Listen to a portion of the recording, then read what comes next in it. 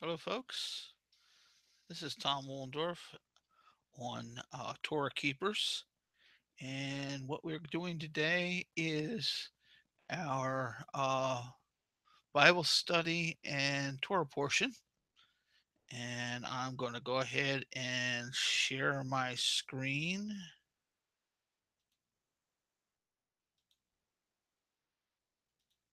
and send that out to everyone as a presentation. And here's how I get the information that is up on my TorahKeepers.org website. And the website is www.torah-keepers.org. And you'll find all of the Torah portions under the category on the left side, Torah portion. So if you go click on that and then go ahead and click on Yom Kippur, you will see uh, what I have there. Now, how do I come up with this? Well, let me show you here. Um, Under Torah Portions, I've got a link to the website torahportions.org, and it is specifically Torah Portions, all one word, .org / this year / and it shows up there. And if you see that, then you'll see Yom Kippur, and it will show you all of that. Now it says Porsche outline not available. I basically made up my own for this one. Okay. Now once I go there, then I also go over here to Rob Skiba's Virtual House Church, and I find the Torah portion for that, and that is uh, right. Totally missing it right now. Right there. Okay. And what I tend to do is I take the scriptures that they have listed here, which is Leviticus 16, Isaiah 57:14 to 58:14. And then I go over to Rob's and I look and see what he has, and I combine them into a much larger one. So if you see on my website, you will see that I also give a link to Rob's um, virtual house church for this specific one.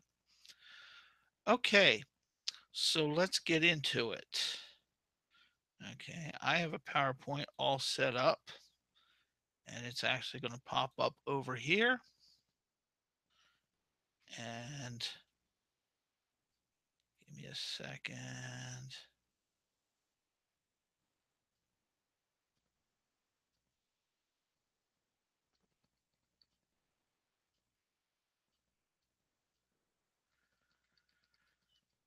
Back over there. That's what I want there.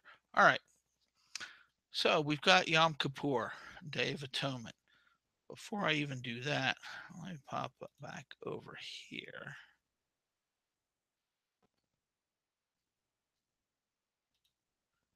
And I want to see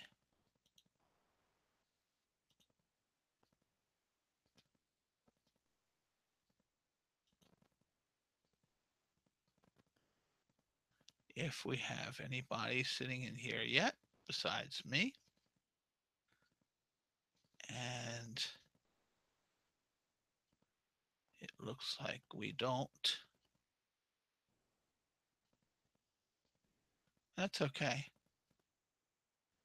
I'm not really overly concerned about that because you're still going to see it. So, Yom Kippur.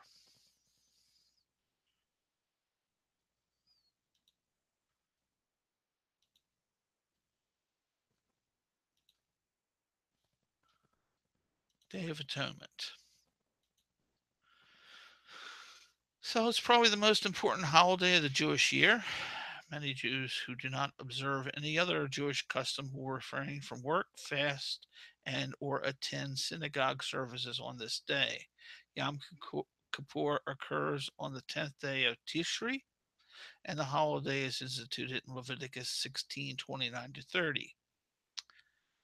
The name Yom Kippur means Day of Atonement, and that pretty much explains what the holiday is. It is a day set aside to afflict the soul, to atone for the sins of the past year. On Yom Kippur, the judgment entered the books in which Yahusha inscribes all our names is sealed. This name This day is essentially your last appeal, your last chance to change the judgment, to demonstrate your repentance and make amends.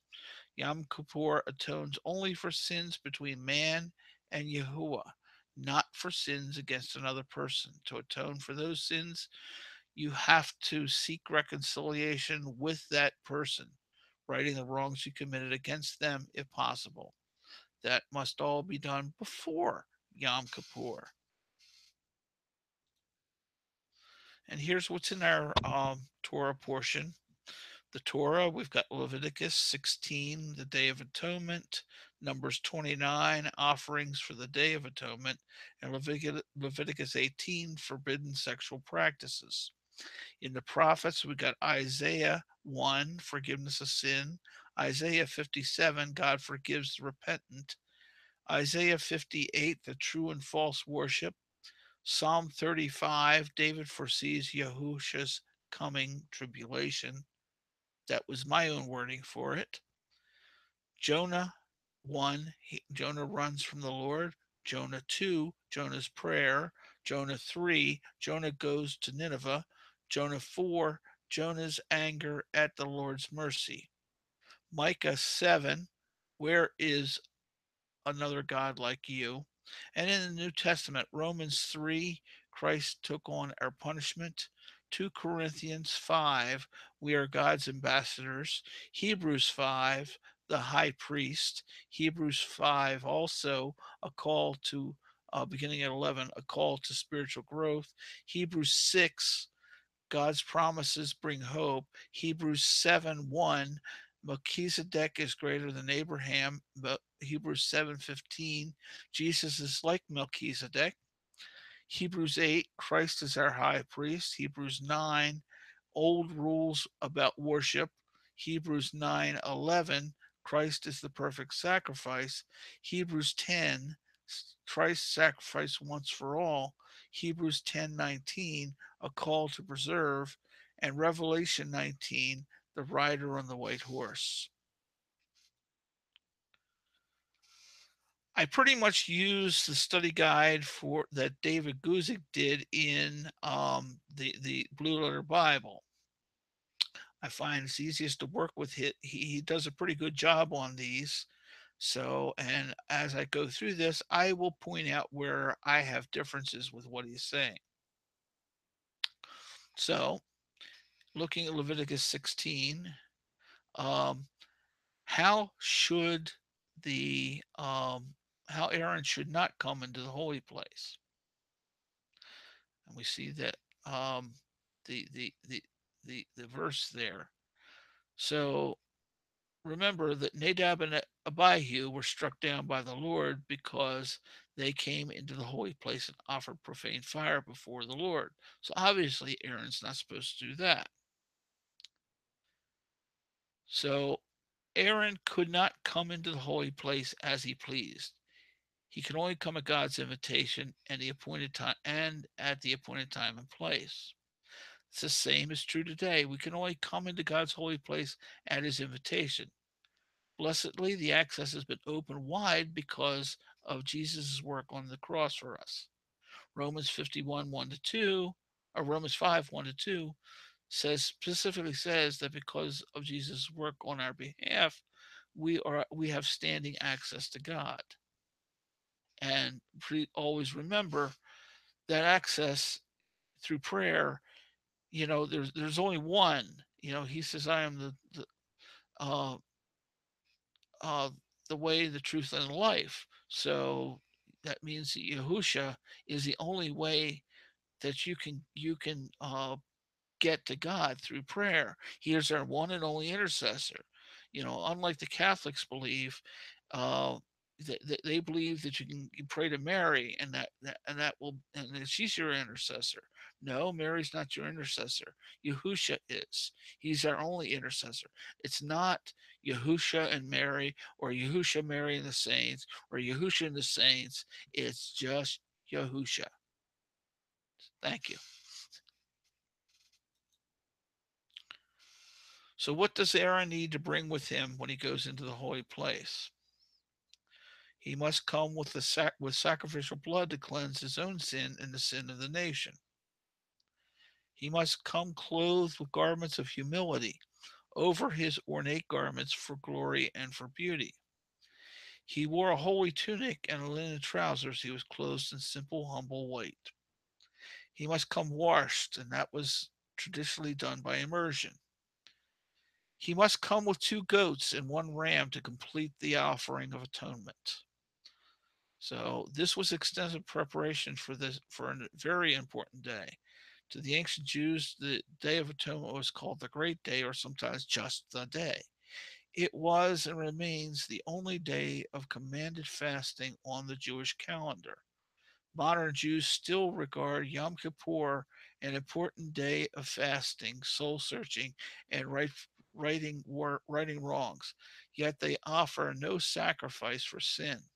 Now, talking about the fasting part, the interesting thing is with the human body, after 8 hours in your body, of not eating, your body starts to burn the fat that you have.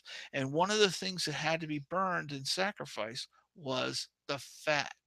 So, literally, when we fast, after 8 hours, our body starts burning that fat. So, we're burning that fat as a sacrifice to Yahuwah.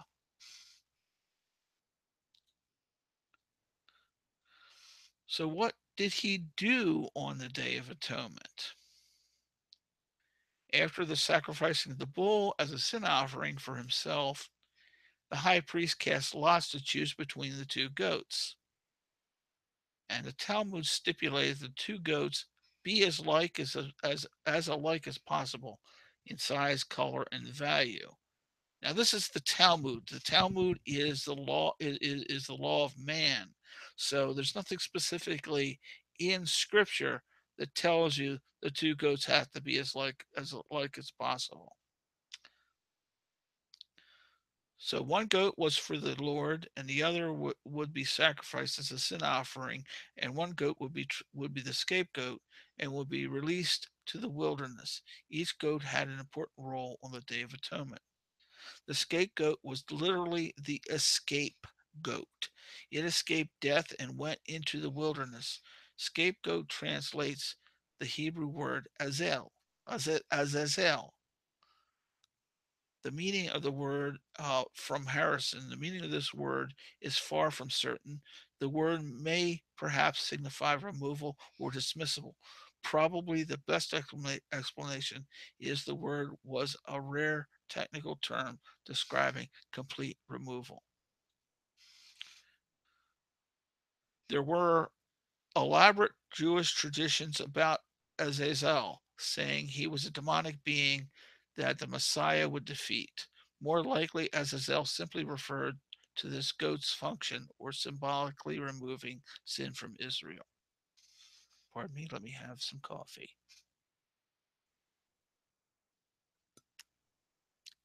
And if I sound a little raspy, I still have some of this junk left in my system. So, the bull for the sin offering. The sin offering was for the high priest and his house.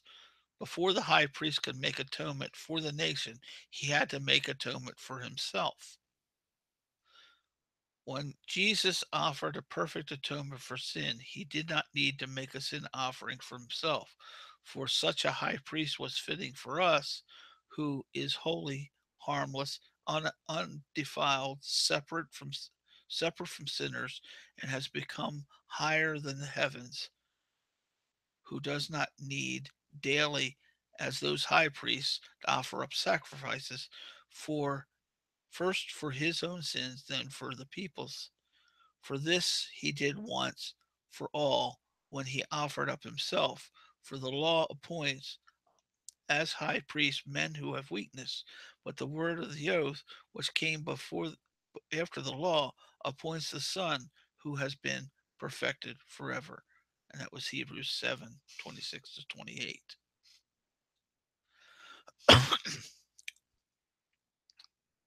The blood of the sin offering had to be sprinkled on the mercy seat, which was the lid of the Ark of the Covenant, which sat in the holy place.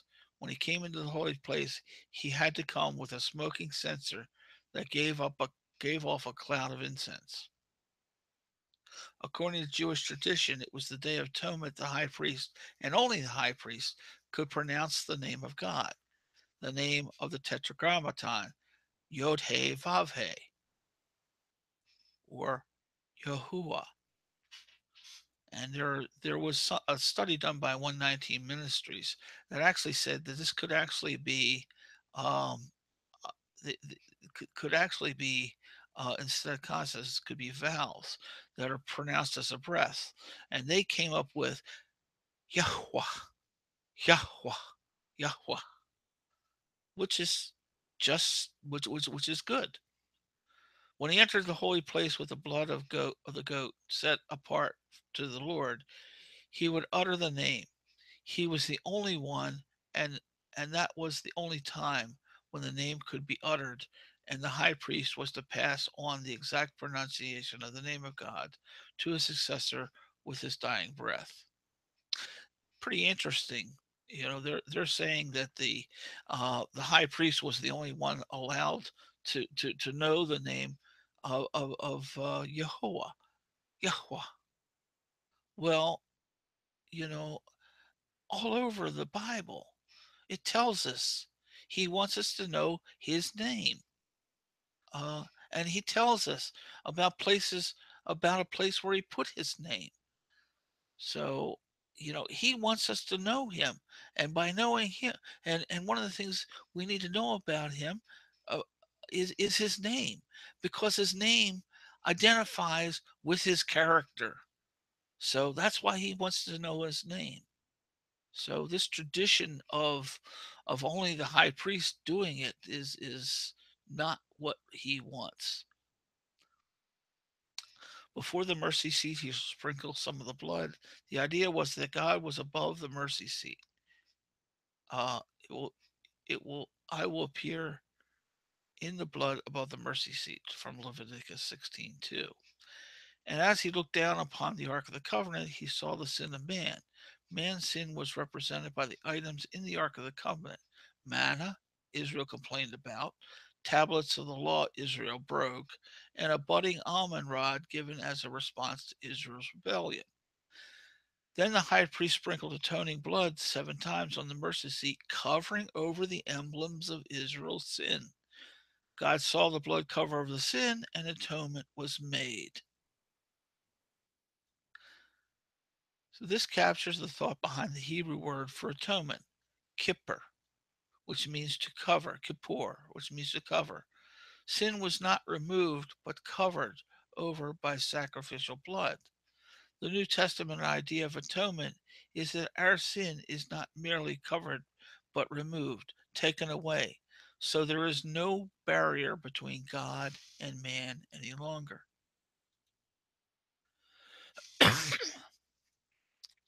So the goat offered to make atonement.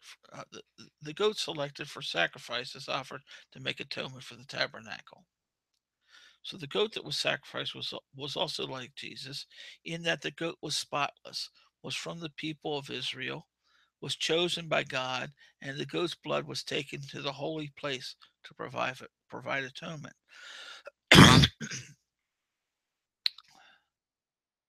The blood cleansed the house of the God itself, which was made ceremonially unclean by man's constant touch.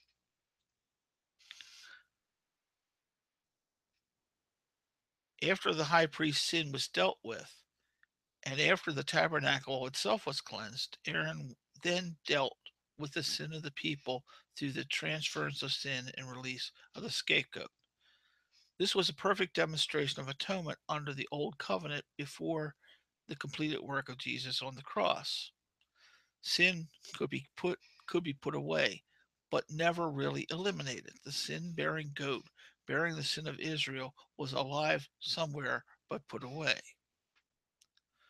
One ancient rabbi says the goat was taken 10 miles out of Jerusalem, and uh, there were refreshment stations each mile along the way for the man who escorted the goat out of the city. He finally went the 10 miles and watched the goat wander off until we could see the goat no more. Then the sin was gone and the Day of Atonement was considered complete. Sin was put away, but not completely. How could one know for certain that God had accepted the sacrifice on the Day of Atonement? What if someone accidentally encountered the scapegoat in the wilderness? What if the scapegoat wandered back among the people of Israel? Through their traditions, Jews began to deal with these concerns. In other words, man dealing with these concerns. They didn't consult with God, they came up with stuff on their own.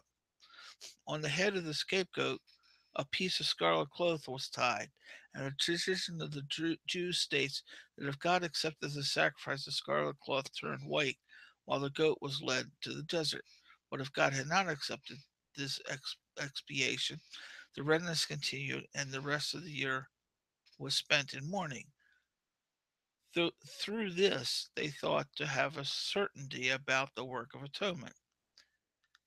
And later, the Jewish people altered the ceremony so the goat could be killed and have no chance of contacting Israel again. Again, man taking it into their own hands instead of letting God take care of it. The Jews write, this is from Poole, the Jews write that this goat was carried to the mountain called Azazel, whence the goat is so called, and that there he was cast headlong, and that red string by which he was led turned white when God was pleased with the Israelites. Otherwise, it remained red, and they mourned all the year. I would almost bet that it remained red all the time because this was not what God wanted.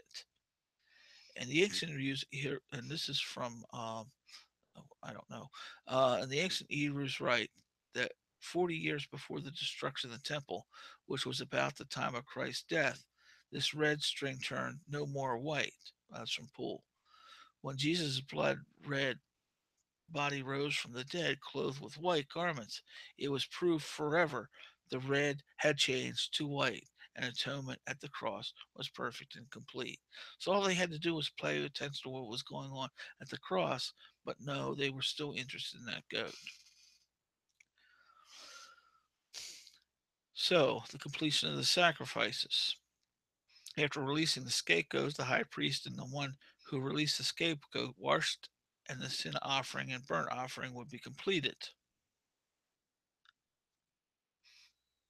When atonement was finished, the priest emerged from the tabernacle in glory with the humble garments taken off and in his normal clothes for glory and beauty.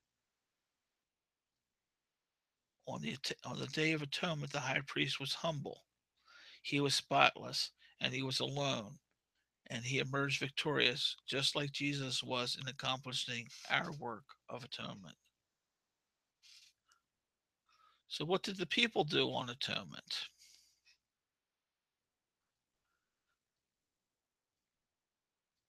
Okay, they fasted. It was a day of fasting, a rest, a Sabbath, a solemn rest. Okay, so why am I doing this? Am I resting? Actually, yes, I am. I am doing, talking about what atonement is all about through this Torah portion, and this is my part of affliction, because as you can probably hear, my voice being raspy and everything. So, modern Jews who observe the Day of Atonement, Yom Kippur, typically fast that day, yet they have no sacrifice for sins. Some Jews consider their own sacrifice to be a suitable substitute. Today, some sacrifice a rooster for every male in the family and a hen for every female on the Day of Atonement, a vague shadow of obedience to Leviticus 16. And does it really say that? let's go look at Leviticus 16. Let me pull up Bible, letter Bible.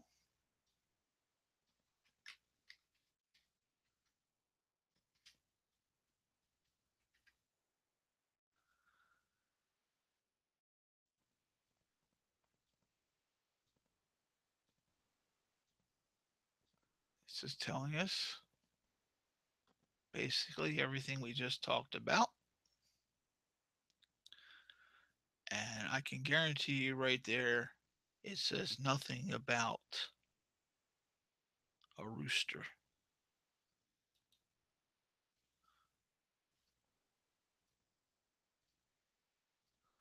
Okay.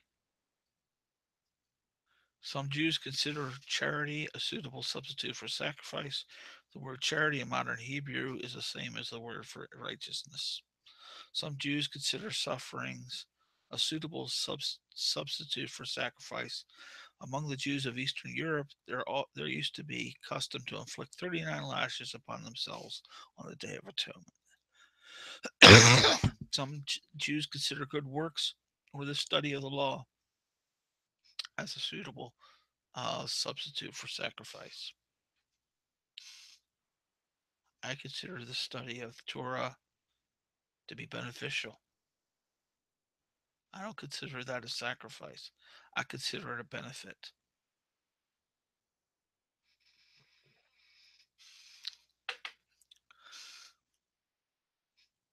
God wanted them to afflict themselves so they could identify with the sacrifice for sin. Afflicting the soul brought the Israelite into sympathy with the afflicted sacrificial victim, even as the believer identifies with Jesus on the cross. It is a Sabbath of solemn rest for you. The Sabbath of solemn rest demanded a cessation of works, even as the believer is justified and finds atonement apart from his own works, being justified by the work of another. This means that all the charity, all the sufferings, all the study of the law in the world cannot atone for sin. We must rest in the finished work of Jesus on our behalf. Exactly. Yom Kippur ends with the blowing of the shofar, the trumpet that heralds the coming of the Messiah. An ancient prayer in Jewish Day of the Atonement liturgy reads, Our righteous Messiah has departed from us. We are horror stricken and have none to justify us. Our iniquities and the yoke of our transgressions he carries who was wounded because of our transgressions. He bears on his shoulder the burden of our sins, to find pardon for all our iniquities. By his stripes he shall be healed. We shall be healed. O Eternal One, it is time that thou should create him anew.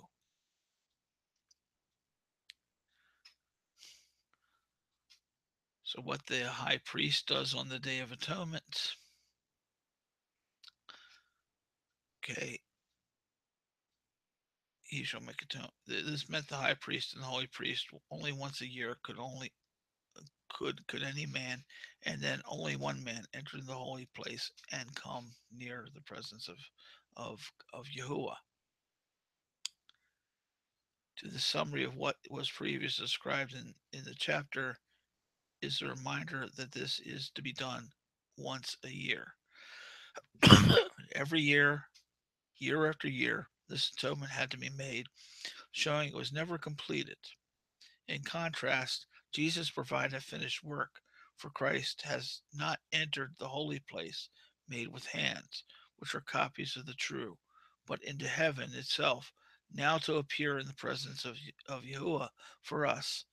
Not that he should offer himself often, as the high priest enters the most holy place every year with the blood of another. He then would have had to suffer often since the foundation of the world. But now, once at the end of the ages, he has to be put he appeared to put away sin by the sacrifice of himself. And as it is appointed for men to die once, but after this the judgment, so Christ was offered once to bear the sins of many. To those who eagerly wait for him, he will appear a second time, apart from sin, for salvation.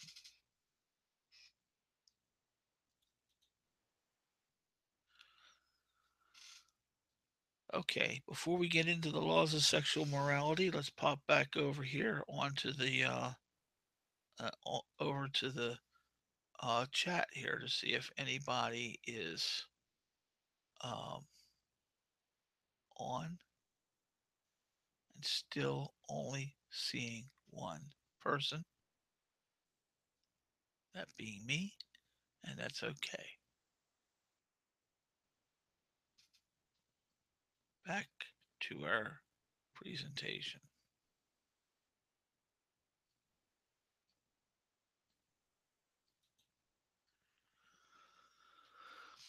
So, commandments regarding sexual conduct. Before God gave a single command in this area, he first established a foundation for the whole matter. He declared this principle: you belong to me, you shall not do as the world does. Okay, Harrison says the Persians, for example, encouraged marital unions with mothers, daughters, and sisters on the ground that such relationship has special merit in the eyes of the gods. Sadly, the Christians today often take their standard of sexual conduct from the world and not from God and his word. Clearly, Christians should be different from the world in their sexual morality, and they should follow a biblical standard of sexual morality.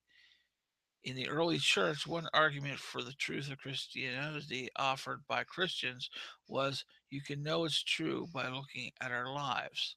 Today, the Christian world says, don't look at me, look at Jesus. If a man, uh, obedience to God's standard of sexual conduct is essential for life, and never more is this true than in our day of AIDS and other sexually transmitted diseases. In 1993, a Ventura man was convicted for assault for knowingly spreading AIDS through sex. His unnamed partner, who pressed charges against Crowther, has AIDS herself. She said in an interview, "This is not an assault, it is murder. All I wanted is someone to love me, and now I'm going to die for that. I don't think I should have to die for that. If he and she would have obeyed God's word, he and she would not have had to die from AIDS." Quite simply put. So the rates of heterosexual transmission of AIDS in America are statistically small. Other diseases are not, according to statistics from the 1990s. The rates of sexual transmitted diseases, STDs, are highest among people between 15 and 25. Over 12 million people are infected with these STDs over a year. 10 teenage girls have the highest rates for gonorrhea in the nation, and teenage boys are second. 10% of sexually active teenage girls have had gonorrhea. 1 in 4 sexually active teens will become infected with an STD. If you have an STD, your chances of getting AIDS from an infected partner increases 100 times.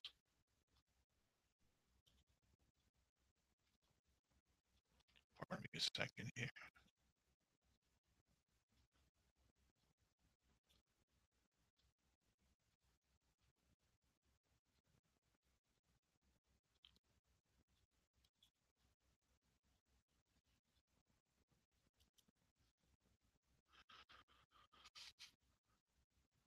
Okay, we have here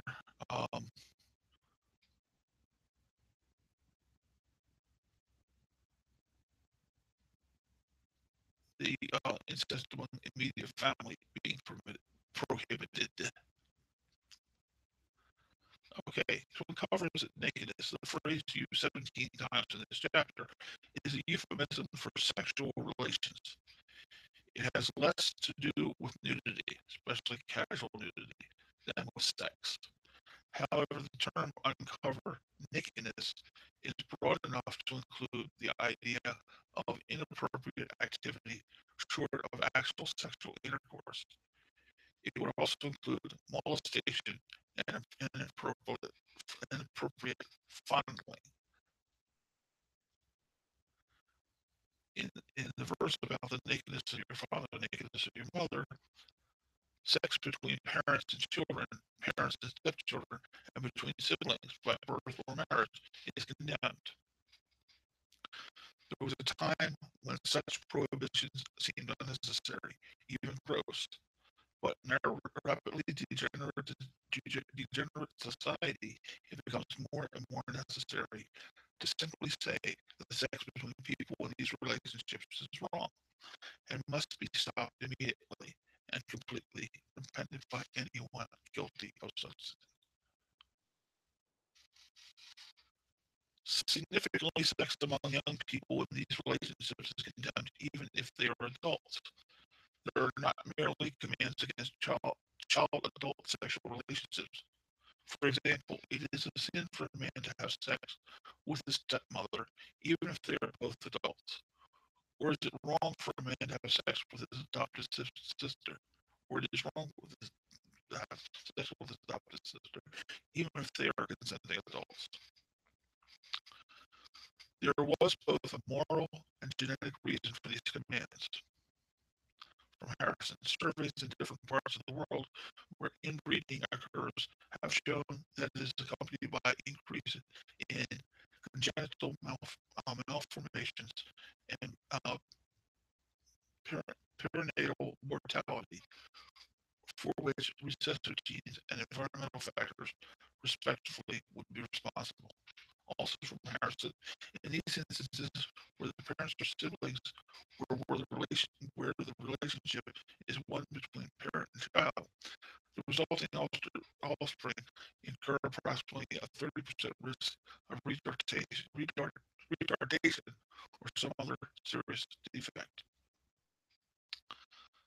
These commands will naturally prohibit the marriages between the parties mentioned, such as marriage between brother and sister or mother and son. Our legal system has a responsibility to continue to define marriage based on these commands. And if marriage will not be between an unrelated man and woman, who is to say what marriage could not be between that marriage could not be between brother and sister? Harrison. Marriage was a social institution. As a social institution, is regarded throughout the scriptures as the cornerstone of all other scriptures, and hence its purity and integrity must be protected at all times.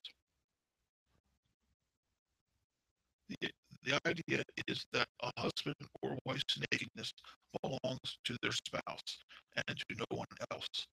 The legal spouse is one with whom God intends them to be naked and unashamed.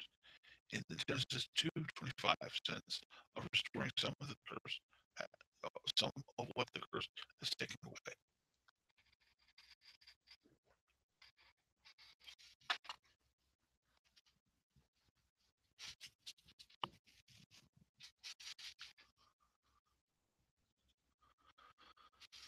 Other applications of the command against incest.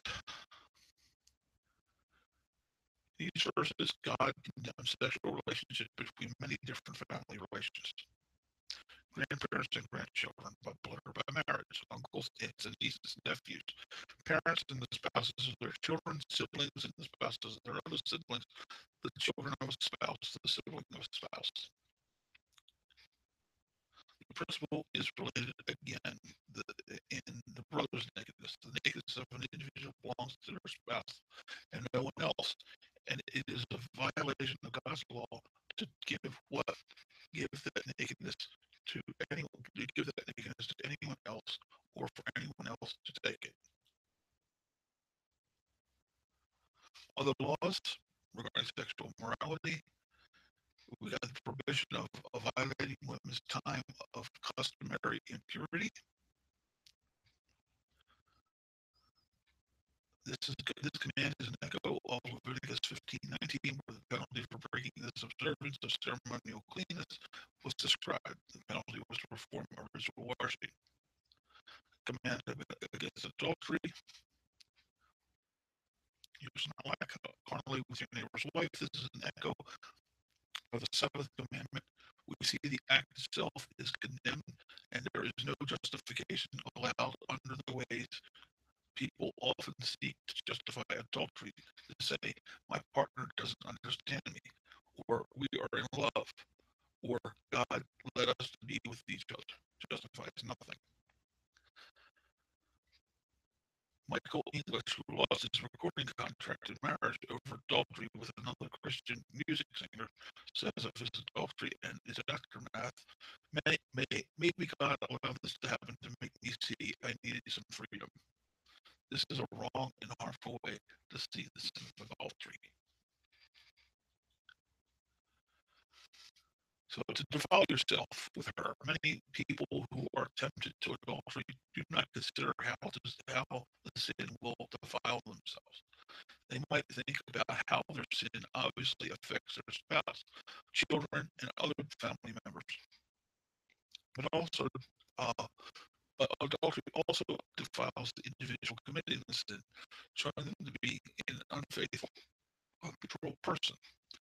The other part of it too is you also, and this is me speaking, you also develop soul ties with that person. That means that a bit of your soul goes to them, and a bit of their soul goes to you. So if you're having relations with a prostitute, I mean, how many people has a prostitute had relations with, and will have relations with? That means that you're giving a piece of your soul to that, and what they do becomes part of you. I'm sorry, I don't want to go there. Dolma Hen, in her book, The Erotic Silence of the American Wife, asserted that more women than ever were rejecting the role of the self-sacrificing, perfect wife and are finding pleasure and escape through adultery.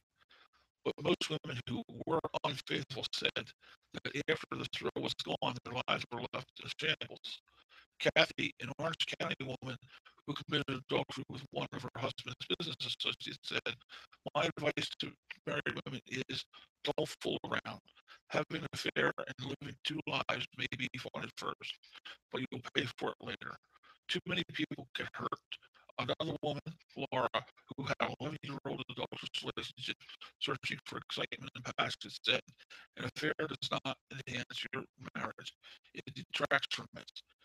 It was an escape away from me to avoid facing things in my relationship with my husband. From a Los Angeles Times article headline, Parents' Affairs Can Devastate Kids. When parents go outside the marital vows, they're taking a shotgun and firing into a crowd. That shot will hurt a spouse, sure, but most likely it will also take out some people who are never intended to get hit. In the same article, a counselor says, I find that with adolescents, the trauma of infidelity is overwhelming. During adolescence, when sexuality is supercharged, the parents' inability to maintain sexual control can become very frightening. Command against Moloch worship.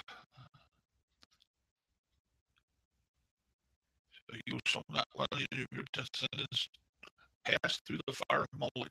The pagan god or demon, more accurately, Moloch, was worshipped by heating a metal statue representing the god until it was red hot. Then, by placing a living infant on the outstretched hands of the statue while beating drums drowned out the screams of the child until it burned to death. It's obvious that God would condemn such an abomination. But his command here is the context of sexual sins, because often Moloch worship was mentioned of infanticide to eliminate illegitimate children, eliminating the fruit of the immoral sexual conduct God has commanded against. Moloch worship can be seen in the nation version of birth control as a nation version of birth control by infanticide, as even today many people practice birth control by abortion. I know some people are going to get upset over that, but that's the way it is. You you do the abortion, you're sacrificing to Moloch. I don't care what anybody else says. Can't command against homosexual sex. You shall not lie with the male as a woman. It's an abomination. Simply put, God calls homosexual sex an abomination, even as he does in Romans 1:24-32. Additionally, homosexuality was part of the idolatrous perversions which were allowed in Israel at its times of backsliding. Homosexual practice truly is an abomination in our present culture. 43% of homosexuals say that they have had 500 or more sexual partners in their lifetime. Only 1% of homosexuals say they've had 4 or less sexual partners in their lifetime. Homosexuals seem to specialize in anonymous sex with no emotional commitment. At one time, London AIDS clinics defined define a woman as promiscuous if she had more than 6 partners in her lifetime. They gave up trying to apply a workable definition to male homosexuals when it became clear that they saw almost no homosexual men who had less than 6 sexual partners a year. God calls it an abomination. This command is commonly objected to on the grounds that one was born or created with homosexual desires. I was born this way. God made me homosexual. It is my nature to be homosexual. It could be again. It would be against my nature to be homosexual. I am not going to say exactly what I think about those statements. I will just say that you weren't born that way. God does not make abominations. The problem is that the Bible says we're all sinners by nature. Not a single person is born without an attraction to sin in some way or another. We should not say that God made homosexual. We should say that Adam did when he passed on the effects of his rebellion to the entire human race. Our inborn attraction to sin justifies nothing. The one who practices homosexuality can no more justify himself by saying, I was born this way, than can the person who hates homosexuals justify their ungodly hatred by saying, I was born this way. Many justify homosexual practices on the basis of love. They might say, how can it be wrong to love someone of my own sex? How can love be wrong? Yet, if someone loves their children, it does not justify sexual conduct with them. The issue isn't love, the issue is of sexual conduct. Of course, the Bible in no way condemns love between people of the same sex, but it does say that sexual contact between those people is sin. That's it, folks. You know, there's, you know, there's nothing wrong if you're a man loving another man. You know, the, one of the things that Yahushua said to Peter was, "Do you love me?" And when he said love, was agape, which is the deep spiritual love as between a man and a woman. Okay, there's nothing wrong with men loving men and women loving women, but don't have sex as you know. Don't and call that love. I'm sorry. That's wrong. That's an abomination. Okay? Sexual relations with animals. Um, nor do you shall you mate with any animal. The passage prohibits what may seem obviously perverted. Yet we can say that apart from the Bible, there is no moral difference between bestiality and homosexuality, or no moral difference between bestiality and pedophilia. In contrast, from Harris, in contrast, the gods Ugarit, gods of Ugarit by their example, put their devotees into this sin.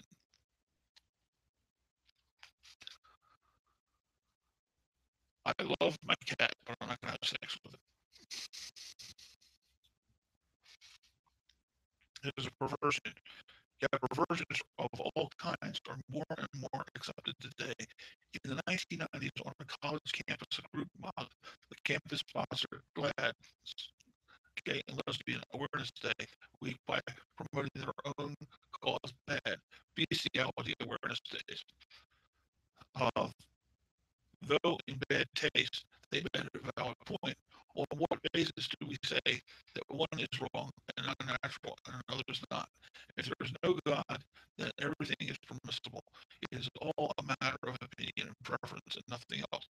But the truth is that God does have standards we will be held accountable to. And that's to my atheist friends. Whether you believe or not, you're going to be held accountable in the end.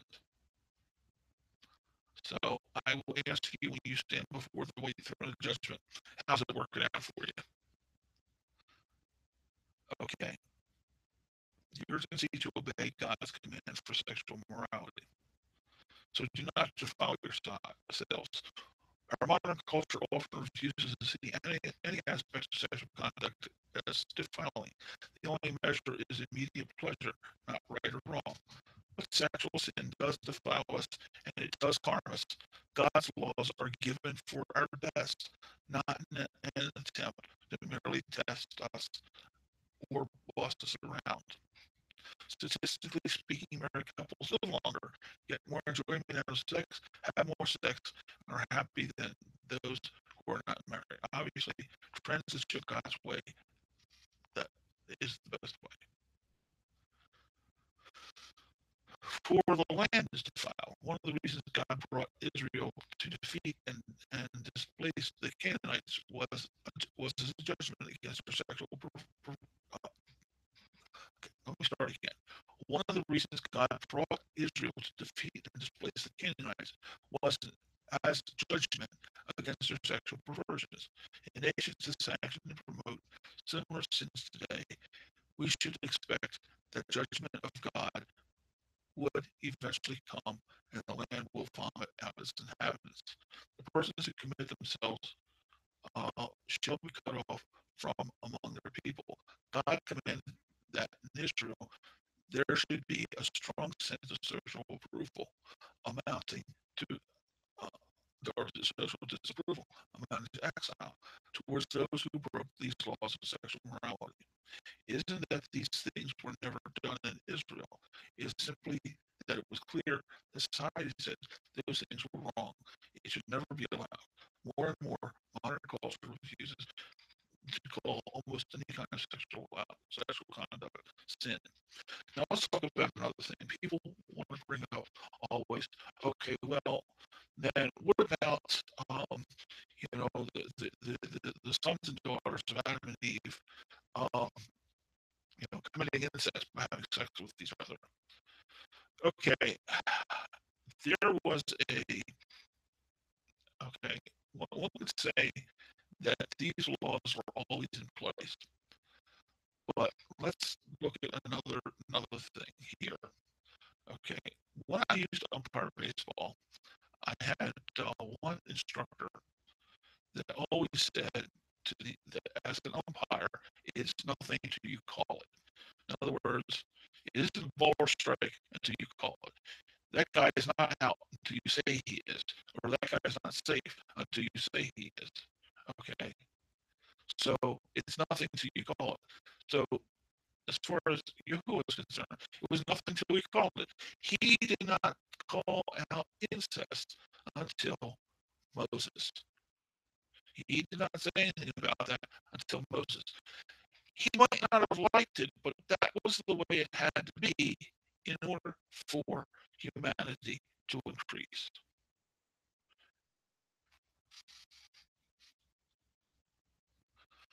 Now let's look at the prophets. But before we do, let's see if there's anybody um, on the chat.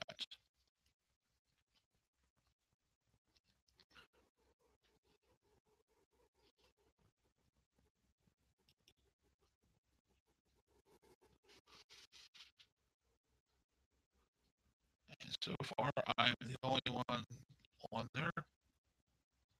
It's okay. We'll continue to move forward here because someone will listen to this in replay, and I will post it up onto the one with the Torah portion. So Isaiah 118. Okay. What man is it? It is what man is it is reject and resist a God of infinite wisdom, infinite love, infinite grace, and infinite power. True reason will drive any honest man to the most humble adoration and submission towards God.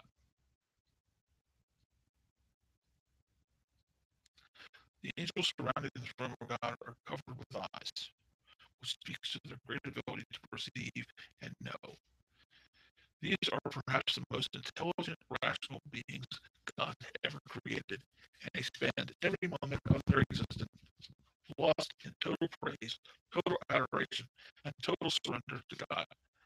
That is where the highest reason will drive us. It is just plain reasonable to follow God. Have you ever once heard of an old Christian on their deathbed gathering their children and friends around and saying, "Now, friends, watch out for this Christianity. I followed Jesus my whole life, and I'm sorry I did." What, what, what was, what, what, what a waste that was? What a waste that was. What nonsense. Quite the contrary, we find Christians on their deathbed are trusting and loving God more than ever. It is just plain reasonable. Though your sins are like scarlet, they will be as white as snow.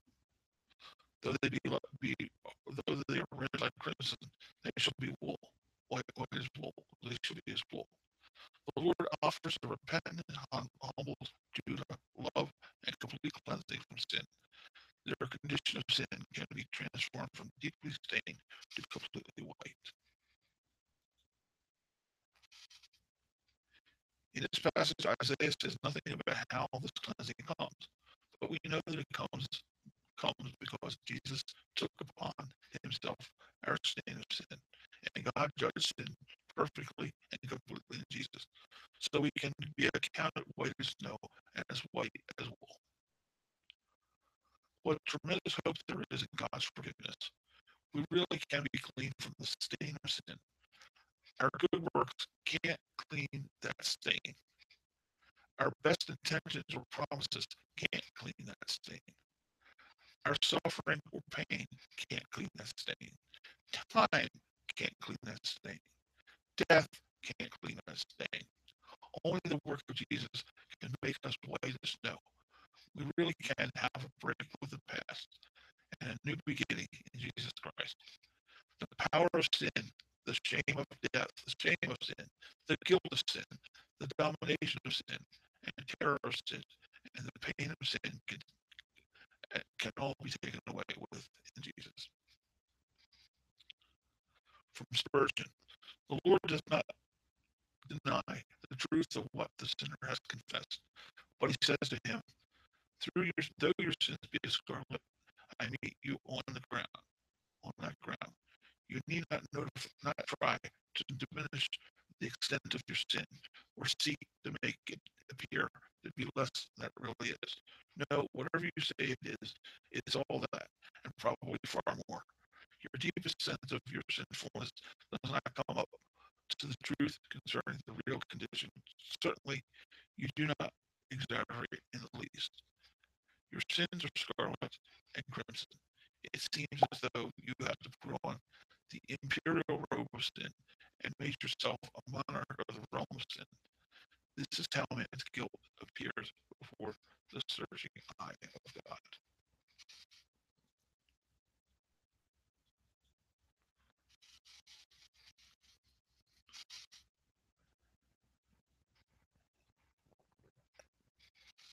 You may be a wicked old wretch who has taken his degrees from Satan's college, has become a master of Belial, a prince and chief of sinners, a Goliath amongst the Philistines. Yet to such a man in this world, this word sent today.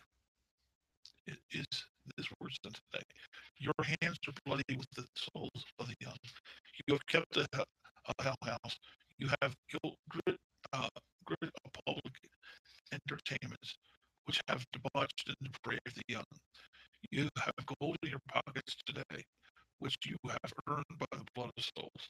You have the fool's pence and the drunkard's shillings, which have really come into your hands from the hearts of poor women.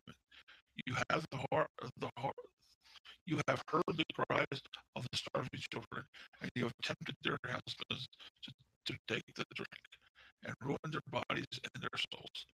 You have kept a place where the entertainment was so low, so groveling, that you awoke the slumbering passions of people in the minds of either young or old. And so you should drink to hell with the blood of others or your head, others on your head, as well as your own damnation. But with one millstone, not with one millstone about your neck, but with many. Yet you're going to be disappointed now. When we consider the greatness of God's cleansing and pardon, it is all the more reason for us to come now. God wants the separation between you and He to be gone now. He doesn't want you to continue in your destructive path. Another moment, He wants the best for us now. Some Spurgeon. Come now, no season can be better. If you tardy till you're better, you will never come at all. Come now, you may never have another warning. The heart may never be so tender as it is today. Come now, no other eyes may ever weep over you. No other heart may ever agonize for your salvation. Come now, come now, now, now, for tomorrow you may never know the word or no in this world. Death may have sealed your fate, and the once filthy may remain filthy still. Come now, for tomorrow thy heart may become harder than stone, and God may give thee up. Come now, it is God's time. Tomorrow is the devil's time. Today, if you will hear his voice, harden not your hearts, as in the provocation, when your fathers tempted me and proved me in the wilderness and saw my works. Come now, why delay to be happy? Would you put off your wedding day? Will you postpone the hour when you are pardoned and delivered? Come now, the bowels of Jehovah yearn for you. The eye of your father sees you far off and runs to meet you. Come now, the church is praying for you. These are revival times. Ministers are more in earnest.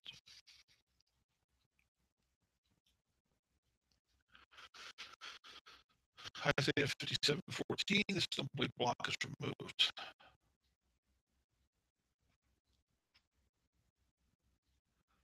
It says heap up. This doesn't describe setting things in the way of those coming to God. Instead, using the same imagery as Isaiah 35:8, which describes the highway for God's people, meaning a raised road that is above all obstacles. Heap it up refers to the building of this road so that God's people can return to Him without obstacle. Prepare the way, take the stumbling block off out of the way of my people. Whatever gets in the way of our getting right with God must be taken out of the way. In the following verses, Jehovah just, Jehovah just deals with these obstacles.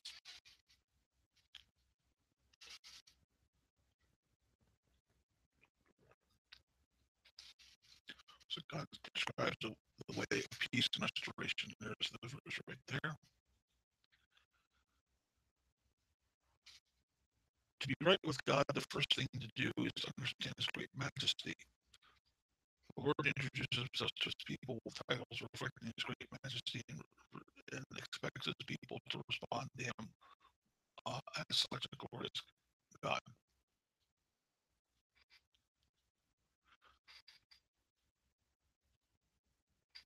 Okay, this is the second thing to being right God, to being right God. Being contrite and humble, to being right with God, being contrite and humble before the God of great majesty. The third thing is to understanding and getting right with God is a great love. Here, Yahweh shows his mercy to his people, but promises to relent and not be angry forever. So God disciplines his people. He now says, I have seen his ways and will heal him. I will also lead him and restore comforts to him. God invites all men to peace. Both him, pardon me, both him who is far off and him who is near. Each one can receive God's shalom, peace, which is more than the absence of hostility. It's a gift of precious well-being. In Ephesians 2:17, Paul speaks of Jesus fulfilling this promise exactly. And he came and he preached peace to who were far off and to those who were near. As revealed through Paul, shows that him who is far off refers to the Gentiles, while him who is near is the Jewish man. But can both can come to peace through receiving God's gift through Jesus.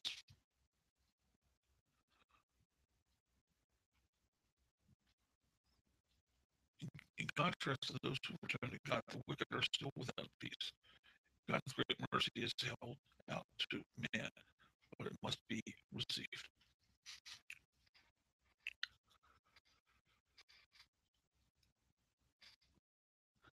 For Poole, their minds are restless, being perpetually hurried and tormented with their own lusts and passions, and with the horror of their guilt and the dread of divine vengeance due unto them, and ready to come upon them. Isaiah 57:20-21 is a good example of how the sea was brought to a dangerous, dark, restless place in the mind of the ancient Jews. No wonder there is there in the new heaven and new earth. There's no more sea.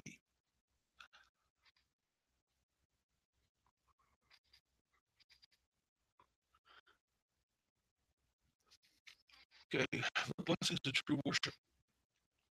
Okay, the Lord exposes the shallow worship of his people, and God's people ask why do our prayers go unanswered. And there's the first there. God speaks loudly and directly. His people need to hear their transgression. What will they hear? First, God describes the appearance. They seek me daily and delight to know my ways. On the surface, it seems that God's people loved him and were devoted to him. They had the reputation of a nation that did righteousness, and they looked like people who would take delight in approaching God.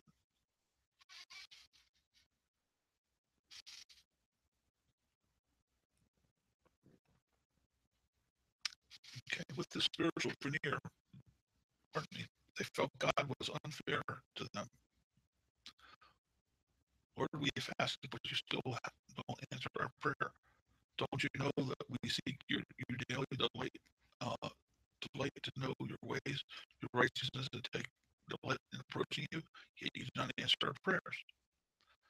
So God exposes the shallow worship of his people. Enough with the image. Now, enough with the image. Now God exposes the reality. The reality is that his people didn't fast with a right heart and did it only as an empty ritual. The reality was that even on a day when they fasted, they still exploited their employees. God didn't accept their fasting when it wasn't connected with a sincere heart of being See, that's the thing, we can do all the fasting we want here on the Day of Atonement, but if we don't do it with a pure heart, we don't do it with the right heart, and really do it for our atonement, then it's useless. Don't even do it.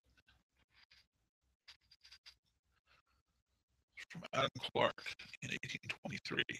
How can any nation pretend to fast or worship God at all, or dare to profess that they believe in the existence of such a being, while they can carry on the slave trade and traffic in the souls of blood and bodies of men?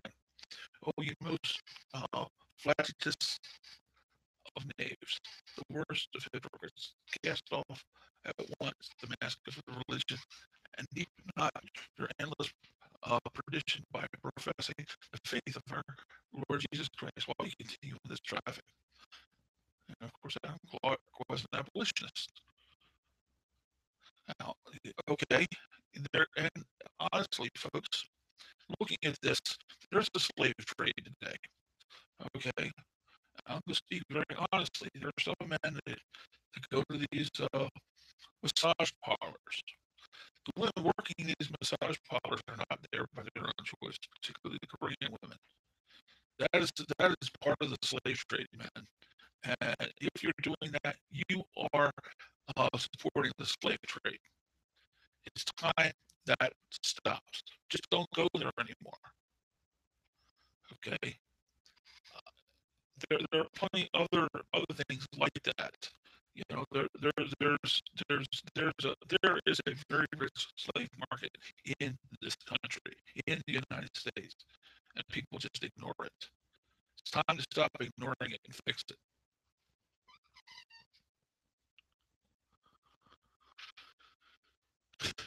Indeed, you fast for strife and debate, and strike with the fist of wickedness.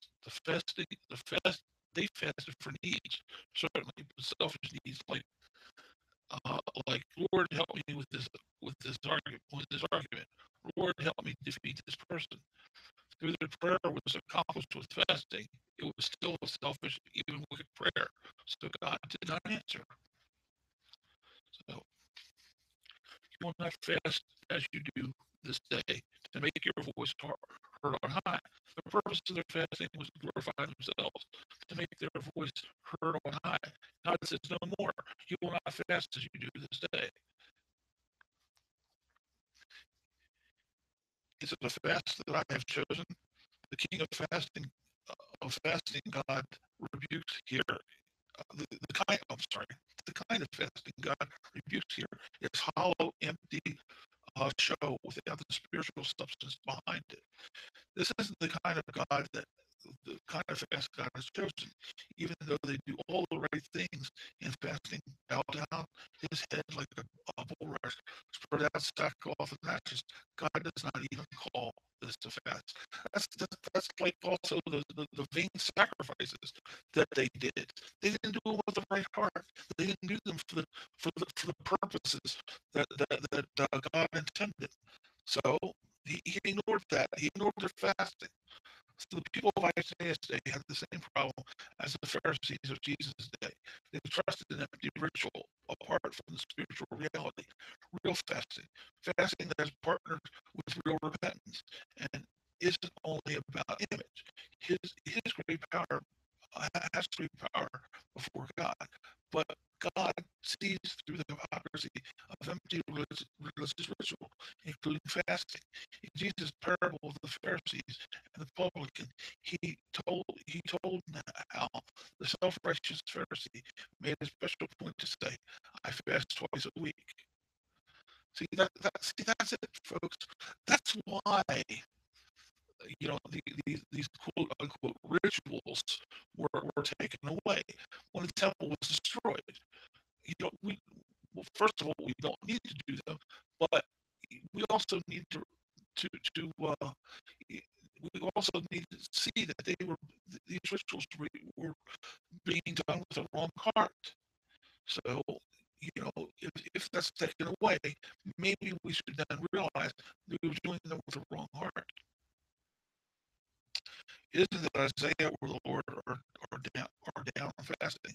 They are down on any empty religious ritual. Um, all these vain repetitions are done in many of the different sects of Christianity. Um, you've got the rosary. That's just you know people sit there, Hail Mary, full of grace, the Lord is with thee, blessed art thou, etc., etc. Or our Father, who art in heaven, hallowed be thy name. Da, da, da, da. And when I was in the Catholic religion, I was in the Knights of Columbus, and every in one of the councils I belonged to, they would begin with the rosary, and it was like a race. They'd be racing through it to see how fast they could get through it, and there was nothing of any uh, actual righteousness to it. It was just a race to get through it. Okay, so the answer isn't to stop fasting, but to get right with God and make your fasting more than superficial. As Jesus said to his people about the empty religious rituals of the Pharisees, these you ought to have done without leaving the others undone.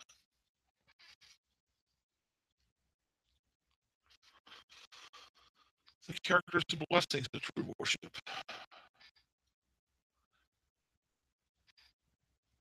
The kind of worship and fasting most acceptable to God. So it is not the fast I've chosen to loose the bonds of weakness. God tells his people, if you want to fast the way that pleases me, begin with getting right with your brothers and sisters. Stop oppressing others and reach out to help others. And that's one of the things that was said right here at the beginning of this presentation about atonement. You know, you need to get right with your brothers and sisters first before you can make atonement. So, and I pray every day that I'm right with all my brothers and sisters in this realm, so that you know, um, so that I can be correct here. Um, Sorry about the phone ringing. Oh well. First, they had to stop wickedly towards. First, they had to stop acting wickedly towards others, loose the bonds of wickedness, undo the heavenly burdens, let the oppressed go free, break every yoke. Getting right with God begins by stopping the evil we do towards others. Then they have to start acting lovingly towards others. Share your bread with the hungry. Cover those without clothing, and do not hide yourself from your own flesh. Getting right with God continues by doing loving things for other people.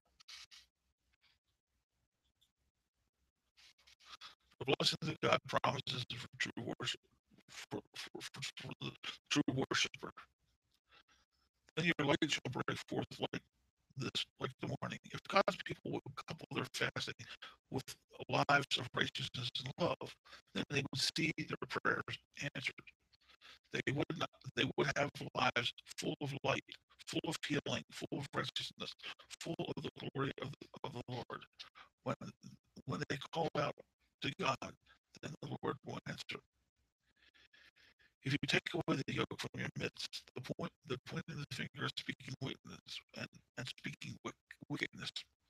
Again, the Lord gives them three things to stop doing. They must stop oppressing others, treating them as animals bound with the yoke.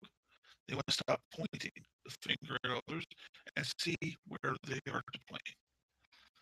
They must stop speaking wickedness.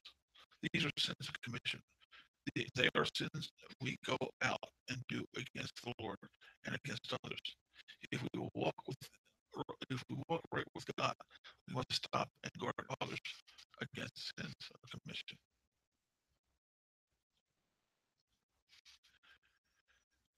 If you extend your soul to the hungry and satisfy the afflicted soul, again the Lord gives them two things to start doing. They need to minister to the hungry with more than food. They need to extend their soul to the hungry.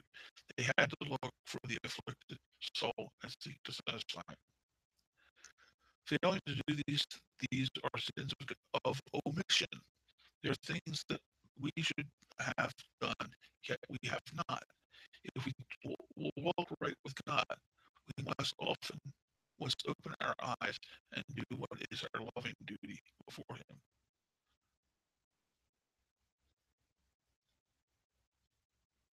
Okay. This prayer, a general confession of sin from the Book of Common Prayer, 1559 edition, expresses repentance for both sins of commission and omission. Almighty, Almighty and most merciful God, we have erred and strayed from thy ways, lost like lost sheep. We have followed too much of the devices and desires of our own hearts. We have offered against thy holy laws. We have left undone those things which we ought to have done, and we have done those things which we ought not to have done, and there is no health in us. But thou, O Lord, have mercy upon us, miserable offenders. Spare thou them, O God, which confess their faults. Restore thou them that be penitent, according to the promises declared unto mankind.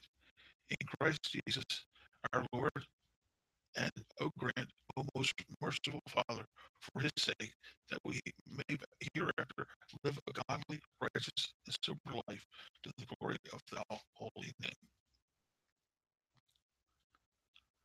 Then your light uh, shall down. Then your light shall down in the darkness, and your darkness shall be as noonday. To the repentant, God promises blessing. Not only will they have light, but even their darkness shall be as noonday.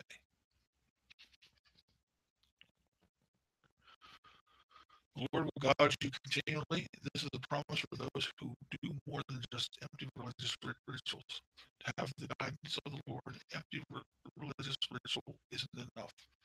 We need to seek God with both sincere hearts and sincere actions, and satisfy your soul in trouble and strengthen your bones. Those who serve God with sincere hearts and actions enjoy a health and life of the soul that is impossible for the superficial follower of God to know. Those from among you shall build the old waste places. Those who serve God with sincere hearts and actions also accomplish things for God's kingdom. They build and are called the repair of the breach, restore streets to dwell in. You can't build anything for God's kingdom on the foundation of a superficial walk with God. How there needs to be rebuilding uh, work today. We live from Red Path. We live in a broken world. In every direction, there are breaches which are wide and deep. There are broken hearts and broken homes, and that which once was sacred is both the waste place. Whereas once there was a carefully guarded fence around the sanctity of family life, sex life, and the right to personal privacy, now there is just a waste place. The wall of protection is in ruins, and life has lost all meaning.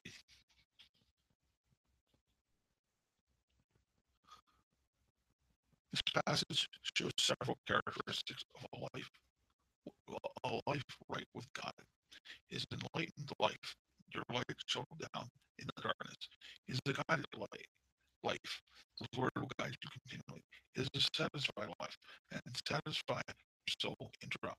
It is a fragrant life, like a watered garden. It is freshly sustained life, like a spring of water whose waters do not fail. It is a productive, healing life. You should build up the old waste places. True Sabbath keeping and the blessings of it. Call the Sabbath a delight, the holy day of the Lord honorable. The Sabbath was another empty religious observance for the Jewish people of Isaiah's day. God calls them to take a delight in the heart and in the purpose of the Sabbath, to honor Him, not doing your own ways. This fits in perfectly with the fulfillment of the Sabbath in light of the finished work of Jesus. We keep the Sabbath when we set aside every day. Well, we keep the Sabbath when we set aside, uh, when we honor Him, and not doing your own ways as a means of justifying ourselves. It's not every day. There is a specific day that is set aside as the Sabbath. Um, and we there's nothing wrong with honoring Yahusha every day of the week, but we have a specific day of Sabbath in which we do no work, in which we pray and we gather together in fellowship like this to be able to talk about his words. So that's what the Sabbath is supposed to be, a day spent with Yahuwah, Yahusha.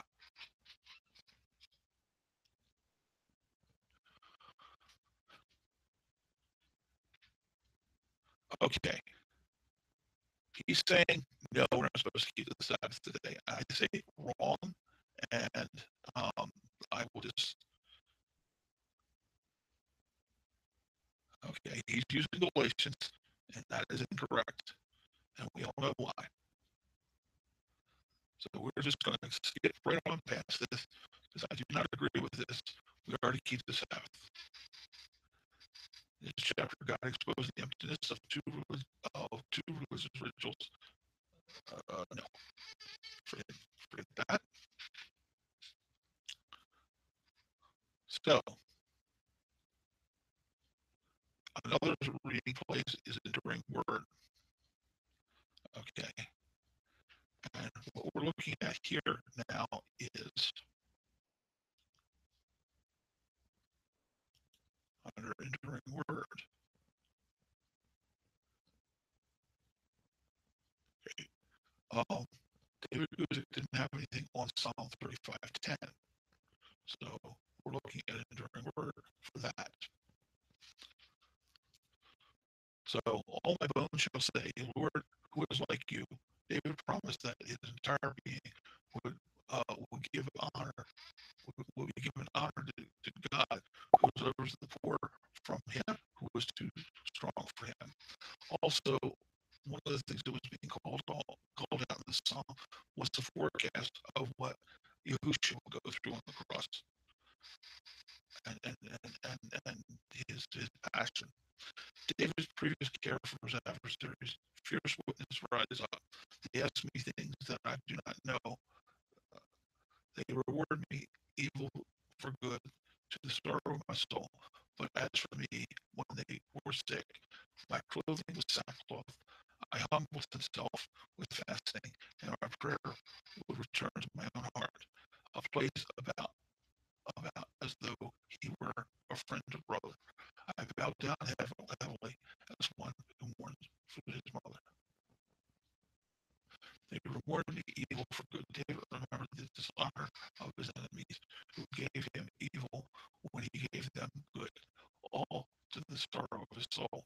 Also, um, what Yahushua experienced was uh, he was they gave evil reports on him, which was totally wrong. Causeless hatred is a lot of the good in this evil world from a Koran. The goodness is cause enough for men's likes and dislikes. Follow their moral character.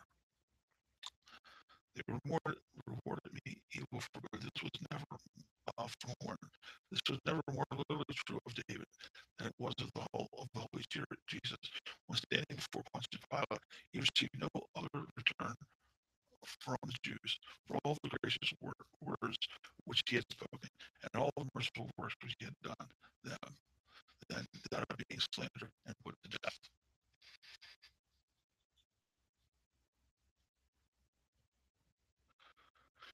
The sorrow of my soul to be misunderstood or be made the deliberate target of those false accusation is great sorrow.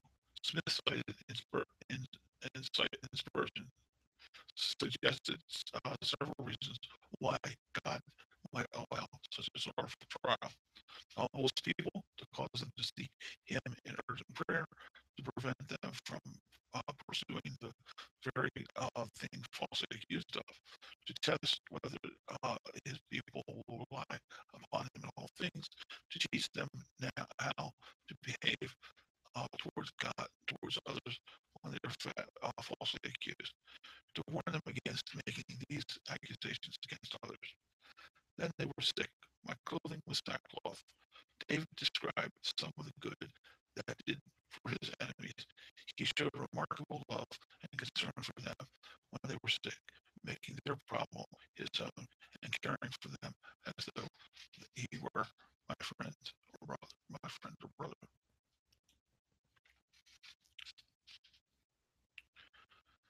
How David's adversaries betrayed them, but my adversity they rejoiced. David greeted these enemies well in their adversity, but they were happy in David's time of crisis. From from Kidner, this mobbing of one who was suddenly become vulnerable, whose goodness was put to shame, was eagerly reenacted at the trial of Jesus. Attackers gathered against me and did not know it, and, and I did not know it. The attacks on David's enemies were worse because they were hidden to David and came upon him as a surprise. Lord, Lord, how long will you look on? David spoke honestly before God, admitting that he felt God was passive and indifferent. He begged God for rescue in his distress, which was so bad he felt lions were after him. I will give you thanks in the great assembly. David vowed that he would give God the glory of his deliverance and do so publicly. Let them not rejoice over me who are wrongfully my enemies. David continued this prayer, asking God to vindicate him before his enemies. Fool, when with their eye mock me or insult me, as the phrase signifies in Proverbs 6:13 and 10:10. Who hate me without a cause? Jesus identified. This is Van Cameron. Jesus identified with those who suffered without a apparent cause because he applies the words of verse 19 to himself. John 15:25.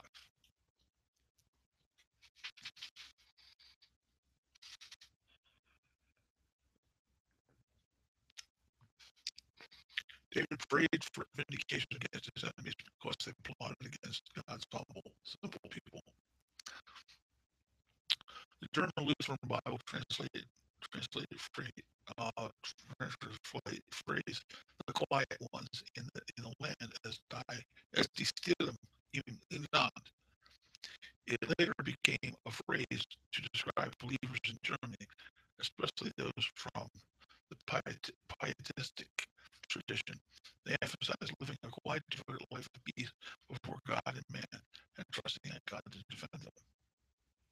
Reminder: in every age, God has had his quiet ones, retired from its noise and strife, withdrawn from sin, its ambitions and jealousies, unshaken by its alarms because they had entered into the secret of a life hidden in God. Reminder: when men rage about thee, go and tell Jesus. When storms are high, hide thee in the secret place, in his secret place. When others compete for fame and applause, and their passions might infect thee, get into thy closet and shut thy door, and get and quiet thyself as a weaned baby.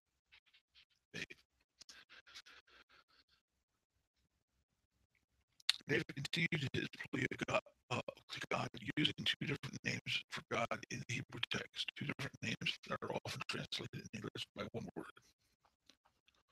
Lord with small capital letters translates the Hebrew word Yahweh, the covenant name of God. Lord with regular letters translates the Hebrew word Adonai, the Hebrew word for Lord. Sometimes Adonai has the sense of sir, and sometimes it has the sense of God.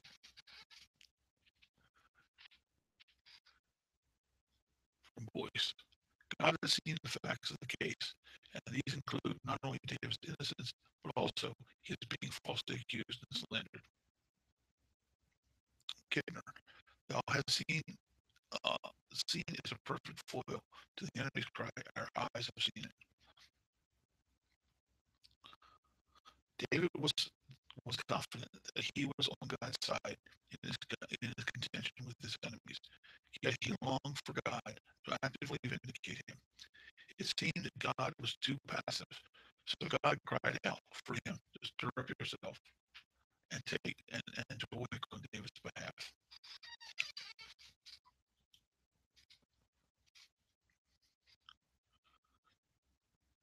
My God and my Lord. Here David uses another word in the Hebrew vocabulary for God, the word Elohim, commonly translated as God. This is the plural for the generic word of God. From Spurgeon, the cry of Thomas when he saw the wounds of Jesus, if he did not count our Lord to be divine, neither does David here describe deity in Jehovah. For there is no difference except in the order of the words and the tongue in which they were spoken. The meaning is identical.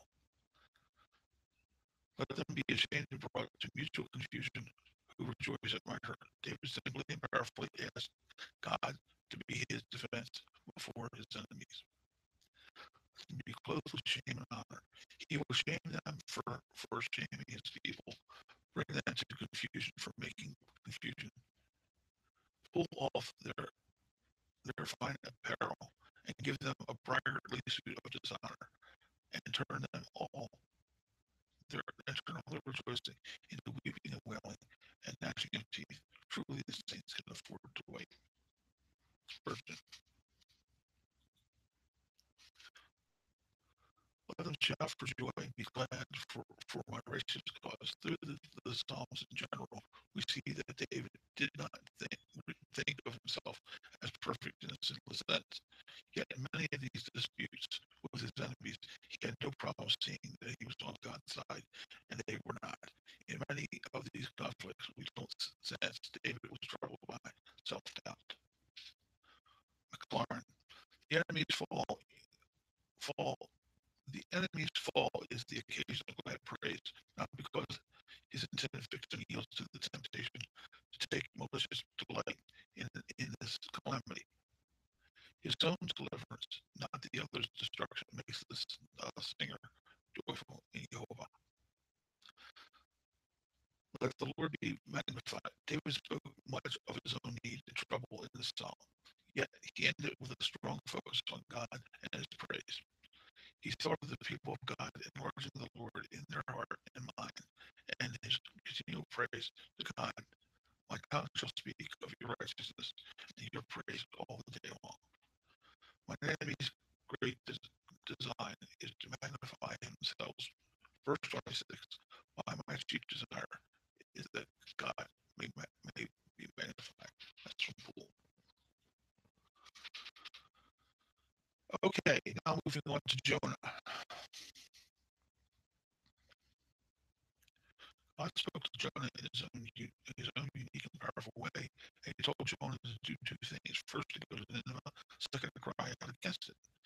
That is, rebuke them for their sins and call them to repentance.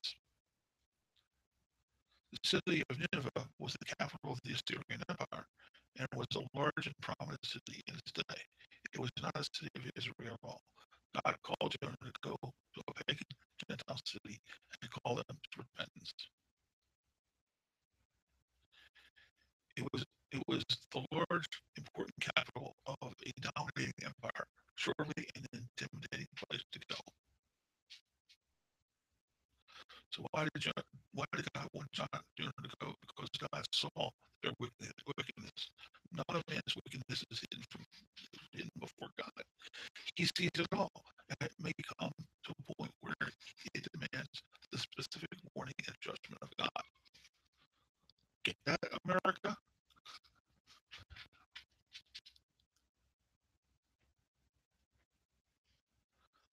So what did Jonah do? He arose to flee to Tarshish from the presence of the Lord. He didn't want to go to Nineveh. He went down to Joppa and found a ship going to Tarshish. So he paid the fare and went down into it to go with him to Tarshish from the presence of the Lord.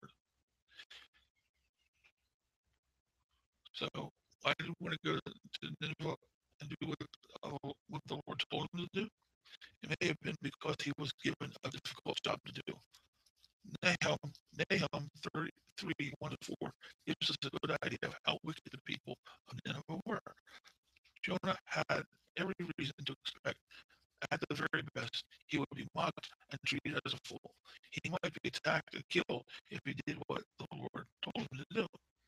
He was afraid, yes. Well, I guess we would be too.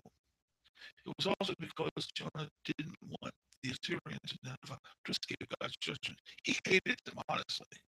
Imagine a Jewish man in New York during World War II hearing God say, I'm going to bring terrible judgment on Germany. I want you to go to Berlin and tell Nazi Germany to repent. Instead of doing it, the man headed from San Francisco and a house on a boat for Hong Kong. As far from Germany as he can get.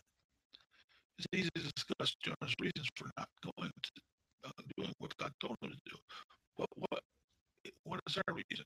God told Jonah to go and to preach. Every Christian has the same command in Matthew 28:19-20.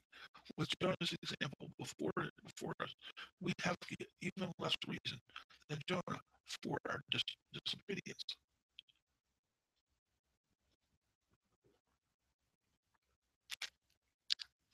It is our duty to preach the word. It's also our duty to let the Holy Spirit tell us when, where, and how to preach. In this case, he was being told by God when, where, and how, and he was ignoring it.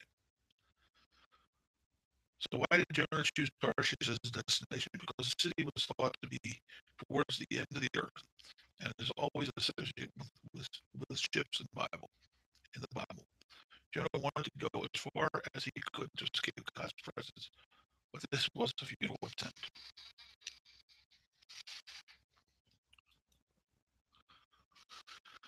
Nineveh was to the east of Israel, and Tarshish was about as far as you could go west. On the coast of what is today Spain, past the Straits of Gibraltar. In heading for Tarshish, Jonah intended to get as far away from Nineveh and the calling of God to go there as he possibly could. So he found a ship going to Tarshish. Why don't we don't doubt that Jonah felt like going to Tarshish. There was an impulse within him driving him there, but it was a dangerous impulse. We may take Jonah as an example of the danger of doing things under impulse. Okay, from Spurgeon. I very commonly meet with persons who say, I felt that I must do so and so. It came upon me that I must do so and so. I'm afraid of these impulses, very greatly afraid of them. People may go under their power, but they will spoil what they do by doing it out of mere impulse, and not because the action was right in itself. An impulse may be brave, yet wrong. Jonah was very brave in embarking on such a long sea journey. An impulse may appear to be self-denying, yet wrong. It cost Jonah much in money and comfort to go this long sea journey. An impulse may lay claim to freedom, yet be wrong. Wasn't Jonah free to go to Tarshish? An impulse may lead someone to do something that they would condemn in others. What would Jonah say to another prophet disobeying God? An impulse can uh, make us do to God or others what what we would never want to be done to ourselves. So many people take their inner impulses from Spurgeon. Many people take their inner impulses and say, the Lord told me this or that. This is dangerous, even when it doesn't seem so immediately. What have you to do with the choices and desires of your own hearts? Are these to be a law to you? I pray you be not among the foolish ones who will be carried about with every wind of fancy and perversity. The law and the testimony should be your cry, and you may not appeal to inward movements and impulses.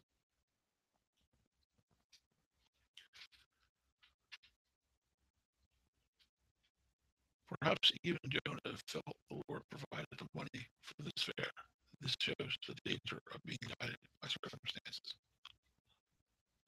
Providence or no providence, the word of the Lord is to be our guide, and we must not depart from it under pretext of necessity or circumstances.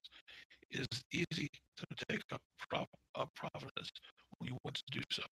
If you sit down and try to in, find the ways of God to you an excuse for the wrong which you meant to commit, the crafty devil and your deceitful heart together will soon conjure up a plea of providence. Nevertheless, when you run away from the Lord, you never get to where you're going, and you always pay your own fare. When you go the Lord's way, you will not only go to where you're going, get to where you're going, but He pays the fare. Jonah should have read Psalm 139, 7 to 10. Where can I go from your spirit? Or where can I flee from your presence? I ascend into heaven, you were there. I make up my bed in hell, behold, you were there. I take the voice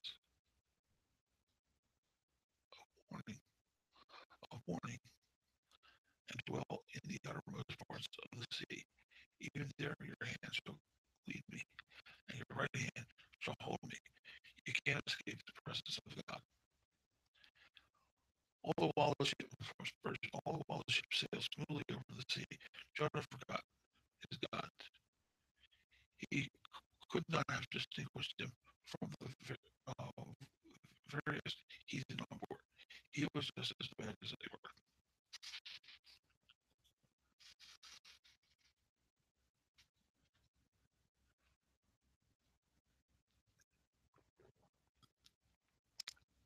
Stephen, you want to join us?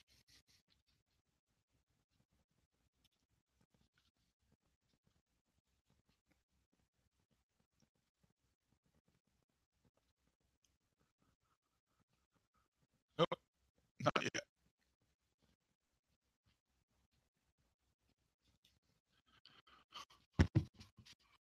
God prevents Jonah's escape. He sends a storm. We often think of Jesus calming the waters, and he can do that, but he can also stir up the storm. So the ship and the sailors were in dangerous places. This is all due to Jonah being on a ship. There was nothing wrong with the sailors being on the ship, but Jonah had no business there. Though no other circumstances, it might, though on other circumstances, it might have been fine for him to go to Tarsus. Jonah from Spurgeon. Jonah might have wondered, I can go to Tarsus if I want to. I paid the fare. I'm not go away. Yet, apologies for disobedience are mere refuges of lies. If you do a wrong thing in the rightest way in which it can be done, it does not make it right. If you go contrary to the Lord's will, even though you do it in the most decent and perhaps in the most devout manner, it is nevertheless sinful and will bring you under condemnation.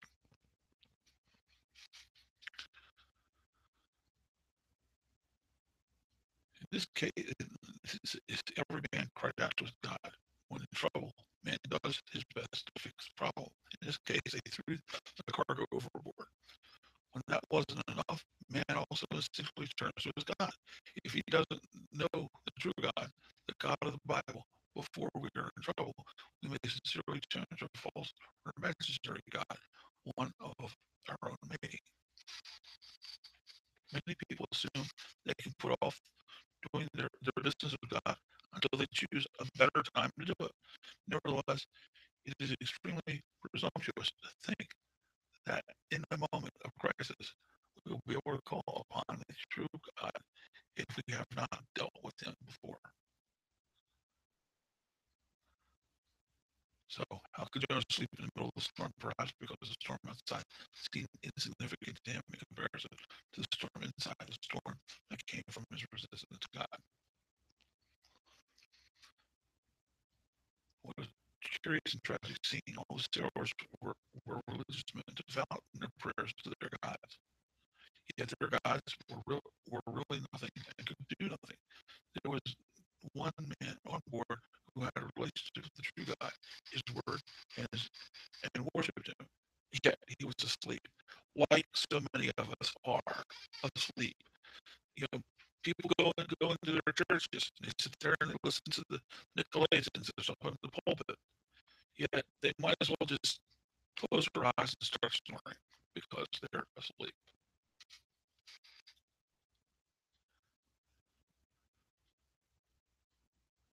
Spurgeon. Jonah was asleep amid all the confusion and noise, and no Christian man for you to be indifferent to all that is going on in such a world as this. For you to be negligent of God's work in such time as this is just as strange. The devil alone is making noise enough to wake all the Jonahs in the world, all the Jonahs if they only want to be awake. All around us there is tumult and storm, yet some professing Christians are able, like Jonah, to go to sleep in the sides of the ship. Just what I was saying. We're all asleep. We're sitting there in those pews and just listening to that guy up there and a guy blathering a bunch of nonsense. You know, telling us the Torah has been done away with. It's been nailed to the cross. We don't have to follow it anymore. And we're sitting there, oh yeah, that's great, that's great. I don't have to wear TTs. Oh good God, I can eat whatever I want. I can eat that pig. I can eat those shrimp. I can eat those oysters and those crabs. Great, I can destroy my body by eating that garbage. Yeah, yeah and he says it's okay. Oh great, hey, thank you. It tastes so good to me. And I've heard that so many times. Jonah slept in a place where he hoped no one would see him or disturb him. Sleeping Christians like to hide out among the church. Uh, Jonah slept in a place where he could not help with the work that needed to be done. Sleeping Christians stay away from the work of the Lord. Jonah slept while while there was a prayer meeting up on the deck. Sleeping Christians don't like prayer meetings. Jonah slept and had no idea of the problems around him. Sleeping Christians don't know what's going on. They'd rather be watching the NFL, the football games, the baseball games, all that nonsense, or Judge Judy, or Oprah, or whoever it is, Dr. Phil, whatever. Jonah slept when he was in great danger. Sleeping Christians are in danger, but they don't know. Jonah slept while the heathen needed him. Sleeping Christians snooze on while the world needs their needs their message and testimony.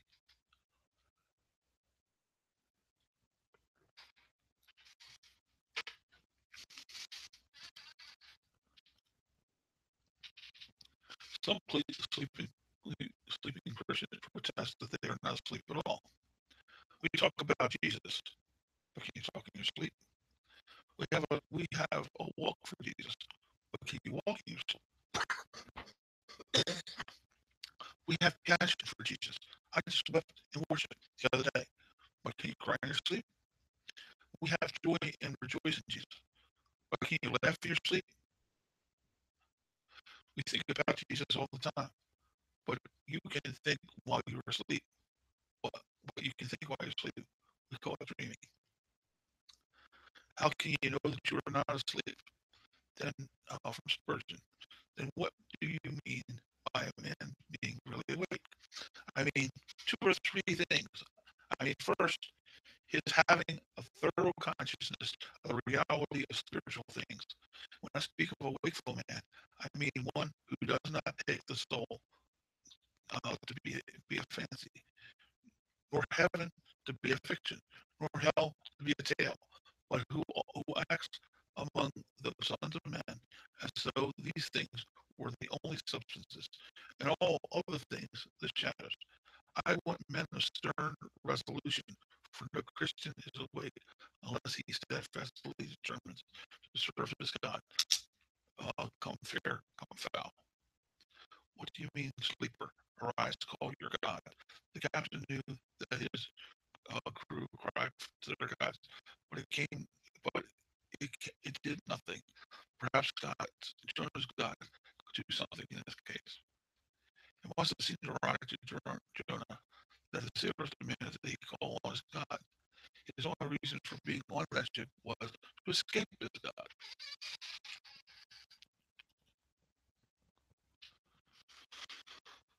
So they discovered he was the source of the trouble. It was it is hard to know what motivated the sailors to think that the storm was sent because one of them had wronged their God. Perhaps it was because of some spiritual insight that they sensed a spiritual power in the storm, or perhaps it was just fortunate superstition. The lot fell on Jonah. Once the lot fell on Jonah, the sailors wanted to know as much as they could from Jonah so they could discover a remedy and save their lives. So, what is your occupation? 2 Kings 14:25 says Jonah was a recognized prophet. When he was asked, what was your occupation? And he answered prophet, then the sailors must have been even more terrified. Jonah tells them about who he is and what he's done. So he says to them, I'm a Hebrew, and I fear the Lord, the God of heaven, who made the sea and the dry land. And the men were extremely afraid and said to him, why have you done this? For the men knew that he fled from the presence of the Lord because he had told them. The God of heaven who made the sea and the dry land. Jonah knew the truth about God, even though his claim to fear the Lord was only partly true because he was running from the Lord. Even a believer who is in a state of rebellion can give glory to God if he will tell the truth about God, although it is a tragic that Jonah's life contradicted his knowledge of God. However, at that moment, Jonah said, I fear the Lord. He may have already repented of running away, turning back to God because of the present circumstances. But why have you done this? Even an unbeliever who knows some truth about God can correctly rebuke a Christian who has resisted God. Why have you done this?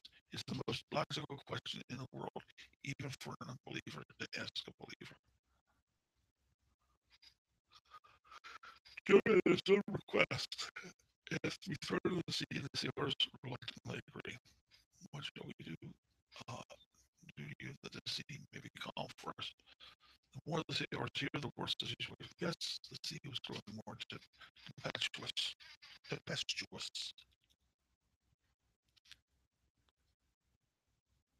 So why did Jonah ask to be thrown in the sea? Perhaps out of compassion for the sailors, perhaps out of desire to be forced into complete dependence on God alone.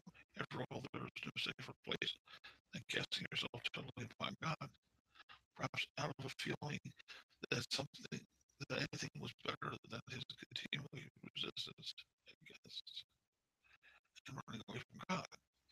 Perhaps because he had already truly invented his case, it illustrates that this is not only a matter of heart and mind, but also a matter of action.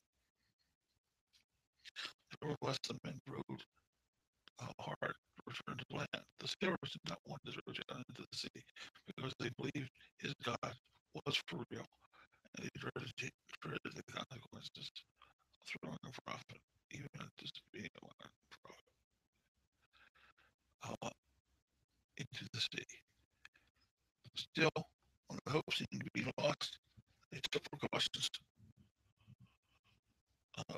We pray, O Lord, please do not let us perish in this man's life, and do not charge us with innocent blood. And threw Jonah into the sea. The sea ceased from its raging.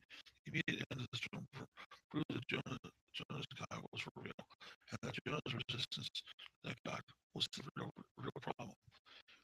In a logical response, the sailors feared the Lord exceedingly, sacrificed to God, and made promises to serve him.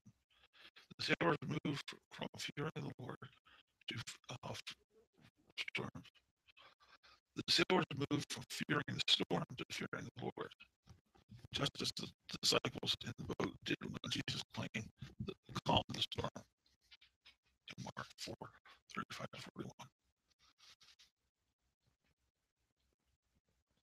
From Spurgeon, Brother, I wish I had meet words with which I could fitly describe the presence or the peace which comes to a human heart when we learn to see Jesus cast into the sea of divine wrath on our account. Conscience accuses no longer. Pardon me, I'm sorry. Judgment now decides for the sinner instead of against him. Memory can look back on past sins with sorrow. For the sin is true, but yet with no dread of any penalty to come. It is a blessed thing for a man to know that he cannot be punished. Uh, it's a blessed thing for a man to know that he cannot be punished. The heaven and earth may shake, but he cannot be punished for his sin. Notice and took vows. And notice the vows of the sailors came after they were delivered. Based on this, many commentators believe that the sailors came to be a true faith in God. Came to a true faith in God. Spurgeon preached a sermon with four wonderful points based on the actions of the crew of this chapter. Sinners, when they are tossed upon the sea of conviction, make a desperate effort to save themselves. The fleshy efforts of awakened sinners must inevitably fail. The soul's sorrow will continue to increase as long as it relies on its own efforts. The way of safety for sinners. The way of safety for sinners is to be found in the sacrifice of another on our behalf.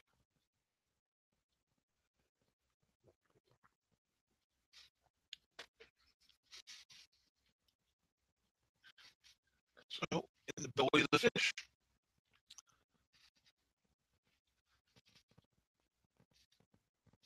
So the Lord had prepared a great fish to swallow Jonah. Some question if this could happen as the Bible says it did. But surely it's not a difficult thing for God to have prepared a great fish, even if that particular fish was a special creation for that moment. What kind of fish was it? We don't know. Some speculate it was a species of whale. Others say it was a large fish known as the sea dog. All we can say is for certain that it was a lifeboat fish. There is a story of a whaler named James Bartley who in 1891 reportedly fell into the sea while harpooning a large sperm whale. When the whale was killed and dissected, he was found in the whale's stomach, unconscious but alive. While some have argued that the incident was carefully investigated and true, the widow of the ship's captain denied that it ever happened. It may be questioned if the story of James Bartley is true or not, but certainly the story of Jonah is true because Jesus said it was true. In Matthew 12:40, we read that Jonah said that Jonah was 3 days and 3 nights in the belly of the great fish. Jonah was in the belly of the fish for 3 days and 3 nights. Though Jonah was a rebellious, resistant, and believer, God was not finished with him yet. So the Lord preserved his life. God could have rescued Jonah in any number of ways. He chose this specific way because of the effect it would have on Jonah's heart. The book of Jonah shows us important principles about the sovereignty of God. What happens when God wants a person to do something, but the person doesn't want to do it? Jonah shows us that God has a way has a way of bringing us to the place where he wants where we want what he wants. 3 days and 3 nights. Apparently, Jonah did nothing for 3 days and 3 nights to go the fish. It was only after that period was over that he prayed prayer, prayed the prayer, prayed the following, prayed the prayer following. Some have wondered if Jonah spent the time sulking and finally decided that he had to repent fully and seek God. Perhaps this is the case, however. However, starting point, the starting point of the prayer in Jonah 2 seems to show that Jonah had cried out to God all the time. The prayer of Jonah 2 came after Jonah received assurance from God that he would be delivered.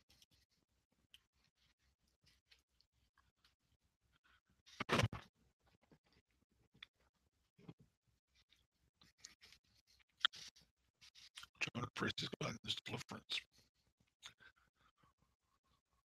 Jonah prayed to the Lord his God from the fish's belly. Jonah is still in the belly of the fish, but he knows it is enough that the Lord has heard his cry.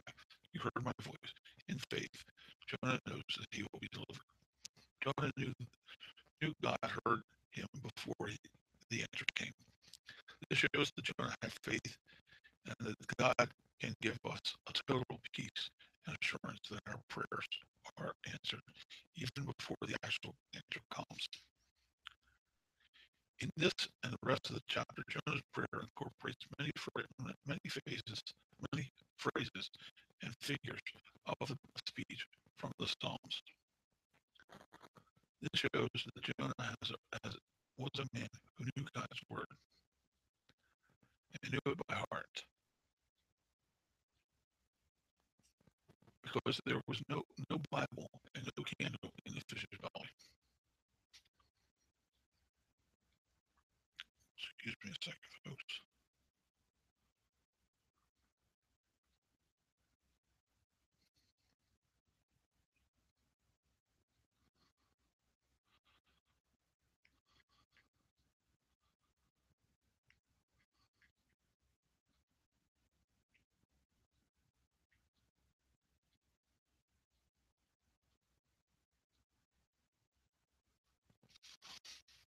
Just had to check on something real quick. And not in my distress, I called upon the Lord and cried out to my God. He heard my voice from his temple. Deep calls under the deep at the noise of your waterfalls. All your waves and billows have gone over me. For I said in my haste, I am cut off from before your eyes. Nevertheless, you heard the voice of my supplications when I cried out to you. All these are Psalms.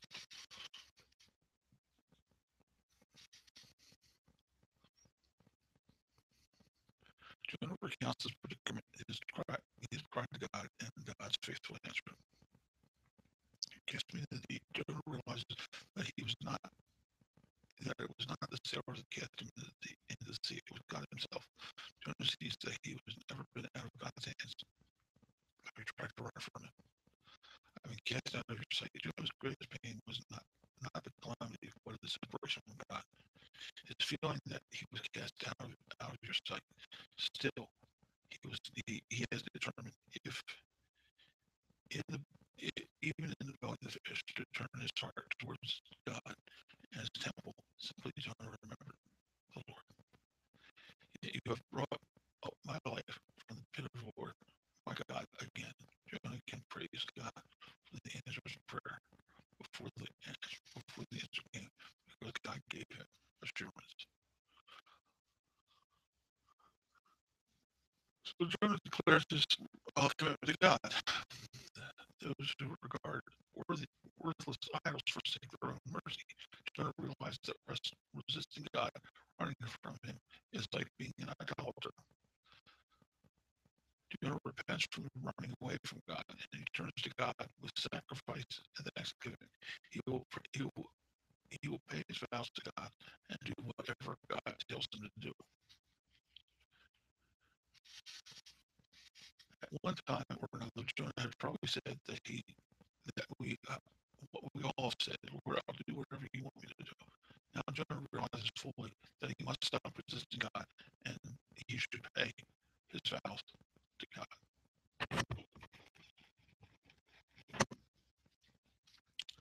Salvation is of the Lord. This is more than a statement of fact. It is Jonah's triumphant declaration. God has saved and will save, and Jonah means it personally. Jonah's salvation is of the Lord. Jonah knows in the close-up picture. He shows that his salvation is of the Lord. We also he also now knows that in the big picture, that salvation is not of the nation, not of the nation or race or language. It is not of a man at all. No, salvation is of the Lord. At the end of Jonah 2:9, it's clear that Jonah has repented. But they might wonder when, but we might wonder when did Jonah repent? There are indications of repentance. When Jonah said he feared the Lord and was honest about his story, Jonah allowed himself to be cast into the sea. Jonah called out to God during the 3 days and 3 nights in the belly of the fish. Jonah renewed his commitment to his vow. So when did Jonah repent? The answer is found as seeing repentance as more than a one-time event. Though it begins at one time, it must continue and mature as an event.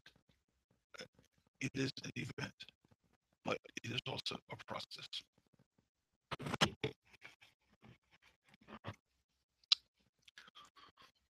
Jonah out of the fish. God speaks to the fish. So the Lord spoke to the fish. The Lord spoke to the fish were at the command of God. Just as much as the fish was under the command of God, when it swallowed Jonah, it was under his command when it let him go. If God can speak to a fish, he can speak to us. Then again, fish probably don't resist the will of God like we do. So, it vomited him on dry land. Sometimes we don't have much of a choice about how we will be delivered. Jonah might have preferred another method, but God had a purpose in this also. His deliverance came after his repentance was complete. Jonah wasn't just sorry for what he did. He was now trusting God again. What work of God or aspect of his deliverance will remain undone as long as you resist him and refuse to trust him. So it came after 3 days and 3 nights had passed, providing a foreshadowing of Jesus' resurrection. Jesus said, "For as Jonah was 3 days and 3 nights in the belly of the great fish, so will the Son of Man be 3 days and 3 nights in the heart of the earth." So these 3 days and 3 nights in Matthew 12:40 prove that if Jesus proves that Jesus rose on Sunday. Oh, here we go. I'm sorry, folks. Here we go into this stuff again. Um, I, I'm sorry. I don't agree with what he's saying here, and I'll tell you what I'm going to be doing in the future. Is I'm not really going to be. Um, I'm going to be going through the word in the Torah portions, and building my own things on this because I'm just starting to see that I disagree with a lot of what David Guzik is saying. Uh, because he is obviously a dispensationalist and not a keeper of Torah because he doesn't get it. And I pray for his repentance. Yeah, I'm starting to put him much in the same boat as Pastor Dean Odell. So, all right, so we're just going to stop here for now. Okay, this is I'm going to get out of this. I'm going to get out of that. Okay, this is what we need to look at for today's Torah portion. Okay, we'll look at Micah, look at Romans.